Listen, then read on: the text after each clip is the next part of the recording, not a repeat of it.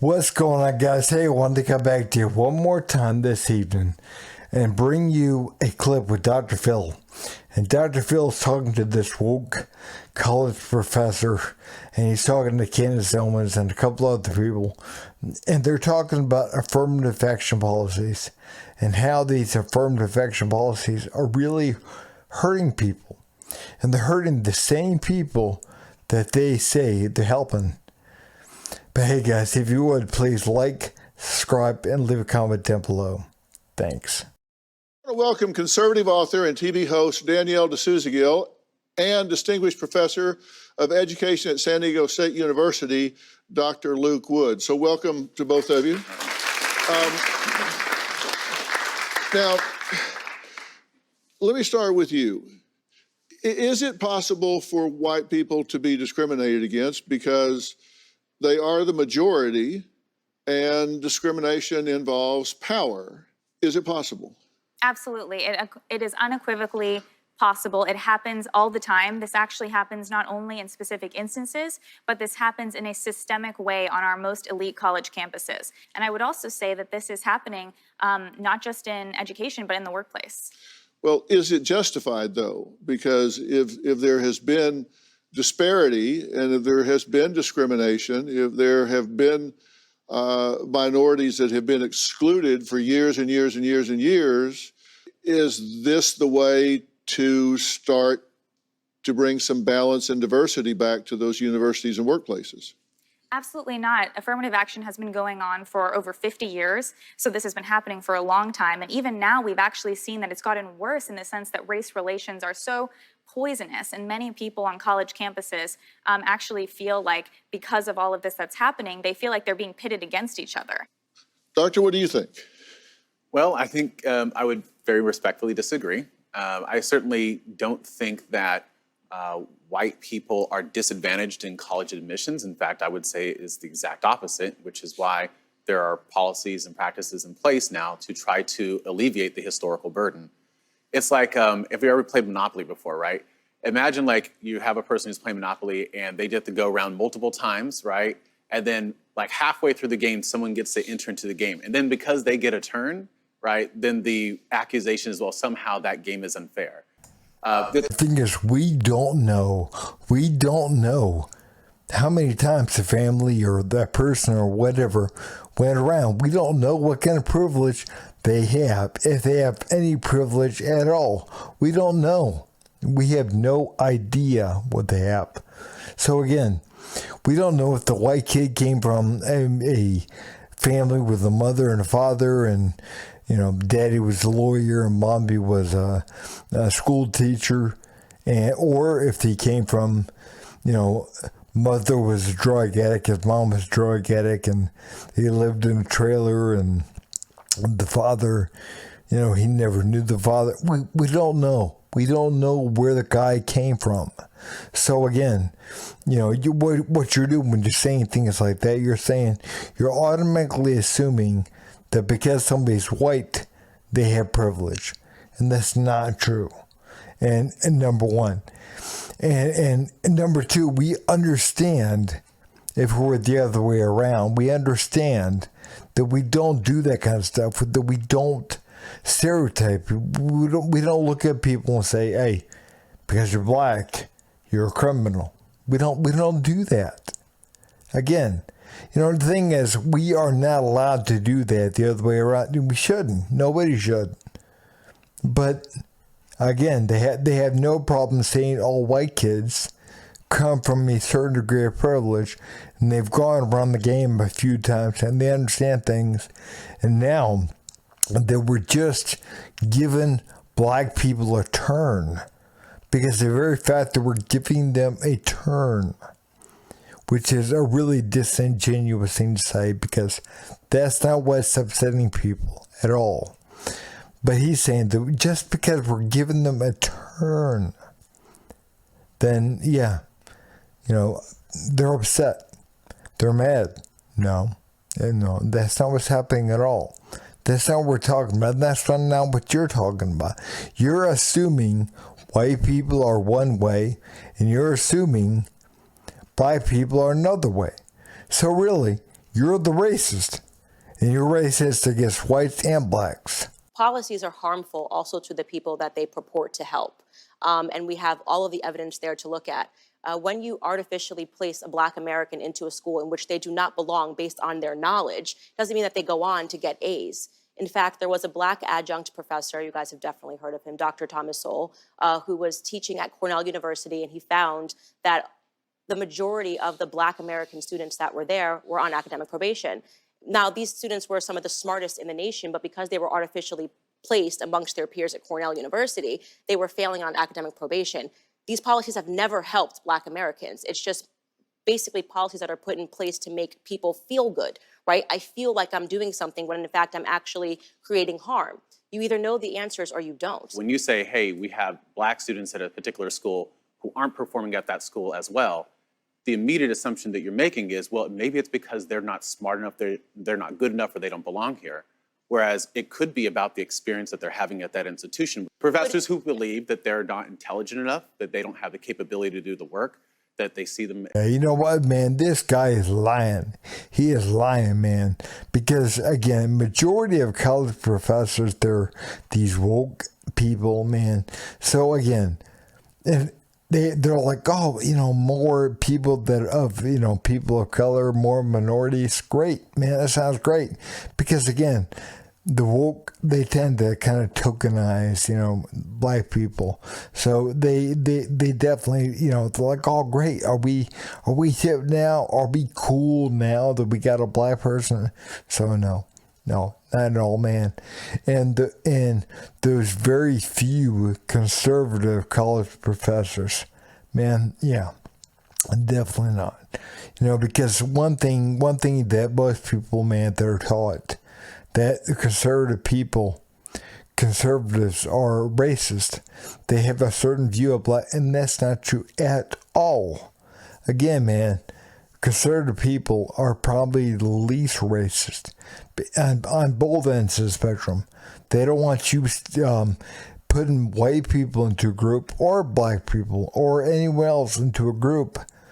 Again, man, we got to stop the division. We got to stop putting people in the groups and saying, hey, this is what you are because you fit this group. Making the assumption that Black students are academically inferior, and they're not. No, they're you some are of our actually. most brilliant That's students that we the have. basic. No. That you are making the assumption that they are inferior. You just said that they don't belong there. Policies. I'm talking about the students that are based on the policies that you are defending right now, saying that we should have these policies that let them into these universities, not based on their skill set, but based on the color of their skin. So you are assuming that they are inferior. You know, the thing is, man, Candace is not assuming anything, man. She is saying that they should get into the college because they do well enough to be placed in the college. That is it. That is all. That is the only reason why anyone should get into any college, any job, anything. You know, affirmative action, those policies, man, they don't work. That's what she's saying. And he's saying, oh, you don't think they're smart enough. You don't think they're intelligent enough. No, that's not what she thinks. Not at all. That's what he thinks. You know, the funny thing is, man, the people that defend these policies, they say, well, the only reason why you don't think they should be here is because you don't think they're intelligent enough. You don't think. No, that's what you think. That's why you had these policies. That's why you're doing this. That's why you're defending this.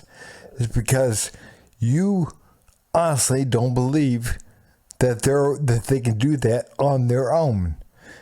And the thing is, if they can't, it's because they're not trying, they're not studying, they're not doing the work they need to do to get into that college. And that's something, man, we got to be honest about. We have got to be honest about that. Again, if you want to get in somewhere, you got to do the work to get in there. Because again, if you get let in there because of the color of your skin or because of your sex or because of whatever, and you're not ready to do what you need to do, you're going to fail. And if you guys have checked out any of Thomas Sowell's work, he kind of explains it, man, throughout a lot of his stuff, man, that, yeah, these affirmative action policies that put kids in the college when they're not ready for that college, they're not ready for the institution. Even the ones that are ready to go to college and they do a good job, but they're maybe not ready to go to like Harvard or something, but they're let into Harvard because of of an affirmative action policy. That is where they fall. They fail, and they end up flunking out, and they end up leaving. And like he said, it's really doing them a disservice because they end up walking out. They end up leaving because they're not prepared to do the work. So the better option for people that they're ready for college and they get into college, good college, but maybe not, Harvard or Brown or Yale or something. Allow them to go to a state college. Again, man, they're going to get a good education, not top notch, not Harvard, but they're not ready for Harvard. So people that need to get into Harvard are the ones that are ready to get into Harvard. Not because of the color of your skin, but because of your academic performance. If you're black, if you're Asian, it doesn't matter what color you are. If you're white, it doesn't matter. Everything should be based upon skill, upon academics. That's it. Comedian Tyler Fisher claims he has been turned down by 3 agencies because they said they just weren't looking for white men to book at this time. Tyler, thanks for being here. Thank you. I identify as a Latino female now, so just adjust my pronouns. Yeah. So I've been in the entertainment business for 17 years, and I think what we're not talking about is children right now. Thank God I had about 5 years where this was not happening, where race was not pounded over your head. This is destroying people's lives. Yeah. The manager that told me, I can't work with you because you're white, he was a pawn, And so it's so sad because I feel so bad for kids who won't have that chance. They're going to go, oh, I'm told I'm white, so I'm not going to go for it. What would you say to a 5-year-old or a 6-year-old, no matter what their race is? What would you actually tell them? Should you give your job up? And let me ask you directly, do you think it was justified for me to be told, we can't represent you, you don't have the chance to now compete for jobs because you're white? Yes or no? Was that okay or was that not okay? I think that what is described yes by or no? you... Don't give me your little let me finish. Wrap. What Yes is described or no? by you, someone telling you that you can't get that job because you're white, does not sound right to me. I did a show the other day, and they said, are you doing the next show? And I said, yeah. The guy said, I didn't know you were gay. He said, this is a gays-only show. And so that's why Hollywood sucks right now, by the way, because they're not hiring based on talent. What do we do about heart surgeons, airplane pilots? How far do we want to go with this?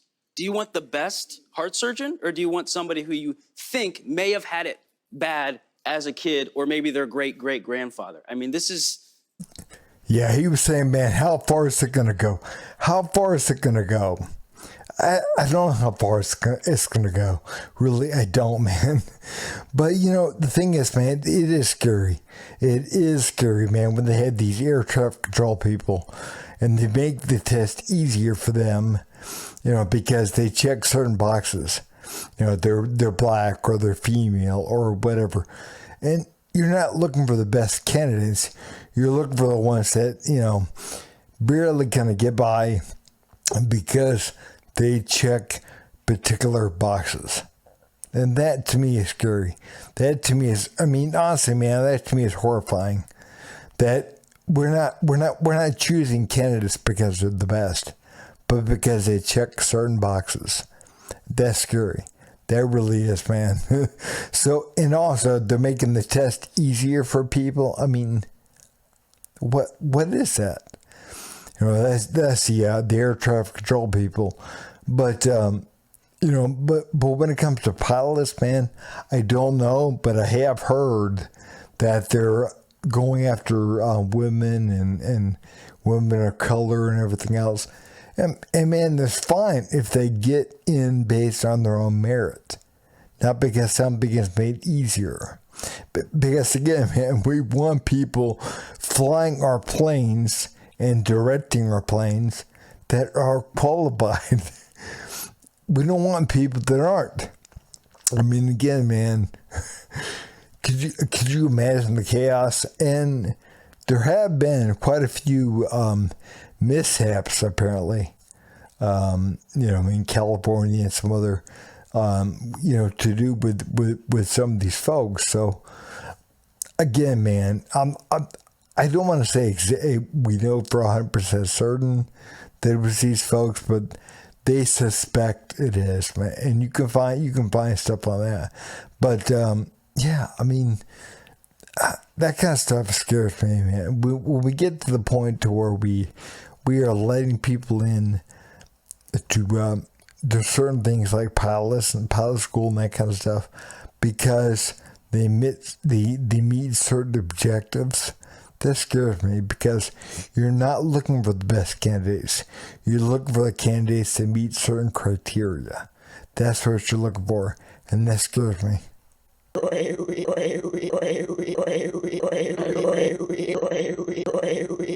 You son of a